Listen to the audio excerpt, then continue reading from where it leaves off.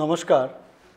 বঙ্কিমচন্দ্র চট্টোপাধ্যায় রচিত বন্দে মাতরম গান লক্ষ লক্ষ দেশবাসীকে ভারত মাতার সেবায় উদ্বুদ্ধ করেছিল। বন্দে মাতরম ১৫০ বছর আগে দেশমাতৃকার বন্দনায় রচিত বিশ্বসেরা বন্দনা মন্ত্র। লক্ষ লক্ষ ভারতবাসীকে তা দিয়েছিল মুক্তির উদ্দীপনা, আত্মত্যাগের প্রেরণা।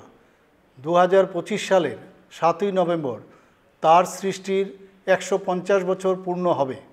এই উপলক্ষে দেশের মাননীয় প্রধানমন্ত্রী শ্রী নরেন্দ্র মোদীজির আহ্বানে ৭ই নভেম্বর ২০২৫ থেকে ৭ই নভেম্বর ২০২৬ পর্যন্ত সারা দেশ জুড়ে বর্ষব্যাপী বিভিন্ন কর্মসূচি গ্রহণ করা হয়েছে।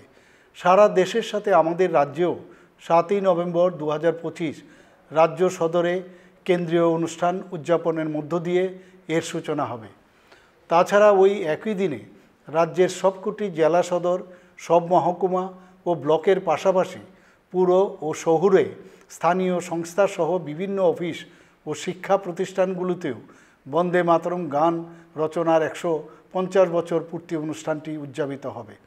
আমি এই অনুষ্ঠানে অংশগ্রহণ করতে সবার কাছে আহ্বান জানাচ্ছি। পাশাপাশি অংশগ্রহণ করার পর সংশ্লিষ্ট ফটো ও ভিডিও যে ক্যাম্পেইন ওয়েবসাইটে আপলোড করতেও আহ্বান জানাচ্ছি।